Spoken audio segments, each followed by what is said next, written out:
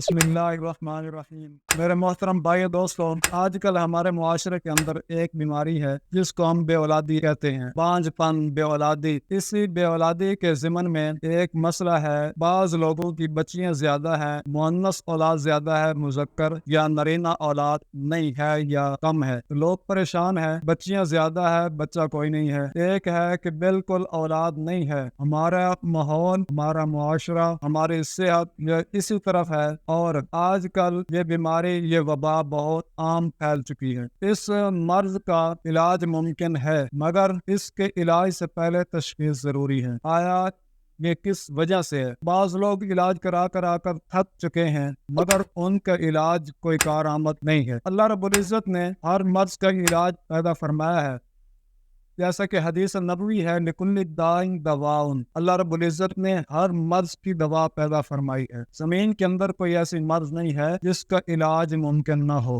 علاج ممکن ہے وہ علیحدہ بات ہے کہ ایک حکیم کے پاس کسی مرض کا علاج نہیں ہے تو اس کا مطلب یہ نہیں روئے زمین پر اس کا علاج ممکن نہیں۔ آپ لوگ ماحول معاشرے کے اندر دیکھتے ہیں، ایک حکیم سے مریض ٹھیک نہیں ہوتا، دوسرے حکیم سے ٹھیک ہو جاتا ہے۔ ایک ڈاکٹر سے مریض ٹھیک نہیں ہوتا، دوسرے ڈاکٹر کے پاس چلا جاتا ہے، اس سے ٹھیک ہو جاتا ہے۔ بے اولادی کی مرض، بانجھ پن کا مرض، یہ بہت عام ہو چکا ہے۔ بعض مریض ایسے ہیں جو معدے کے مستقل مریض ہیں، مگر معدے کی مرض کی وجہ سے ان کے جراثیم کم ہیں، یا ان کی منی کے اندر پس ہے، پس کی وجہ سے سپرم نہیں بن رہے یا کم ہیں، تو یہ مختلف وجوہات ہیں۔ اس کے اور بھی وجوہات ہیں، مگر موٹی سی میں بات عرض یہ دیتا ہوں۔ منی کے اندر اگر پس ہے تو اس وجہ سے سپرم زیرو ہوں گے، اگر کچھ موجود بھی ہے 10%، 20%، 30%، تو وہ کسی کام کے نہیں ہے۔ جب تک پس ختم نہیں ہوتی اس وقت تک وہ سپرم کامیاب نہیں ہے۔ اگر پس ختم ہو جاتی ہے تو پھر 10%، 20% ہو، 40% ہو، 40-50% تک یہ کام کرتے ہیں۔ اس سے کم ہو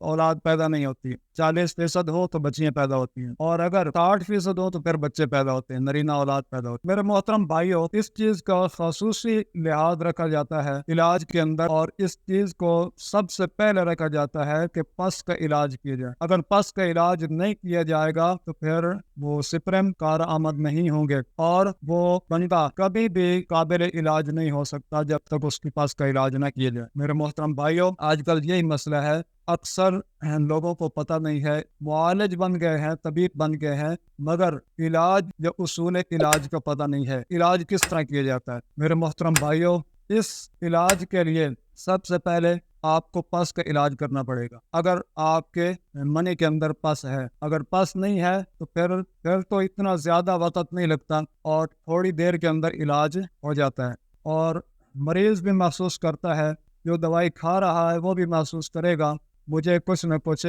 پیدا ہو رہا ہے۔ میرے محترم بھائیوں، بے اولادی کی مرض ہمارے غلط خوراک کی وجہ سے، اور کافی ساری ایسی جدید خوراکیں ہیں جن کی وجہ سے ہم نے، یا میں آسان الفاظ کے اندر کہوں کہ بازاری اشیاء ہم نے کثرت کے ساتھ استعمال کرنی شروع کر دی ہیں، جن کی وجہ سے معدے جگر پر اثر پڑتا ہے، یا پھر انگریزی ادویات ان میں کچھ ایسی ہیں کہ جو ہمارے بے اولادی کا باعث بن رہی ہیں۔ تو میرے محترم بھائیوں، اصل بے اولادی کا باعث معدہ اور جگر اور اعصاب ہیں۔ اگر یہ تین چیزیں ٹھیک ہیں بندہ مریض نہیں ہے، اگر یہ ان تین چیزوں میں سے کوئی ایک چیز خراب ہے تو وہ بے اولادی کا شکار ہو سکتا ہے، بے اولادی کی مرض کا سبب بن سکتا ہے۔ میرے محترم بھائیوں، ان چیزوں کا آپ اچھے سے خیال رکھیں کہ معدہ، جگر اور اعصاب یہ ٹھیک ہو جائیں تو انشاءاللہ آپ کے امراض بھی، یہ بے اولادی والے مسائل بھی ٹھیک ہونا شروع ہو جائیں۔ جزاک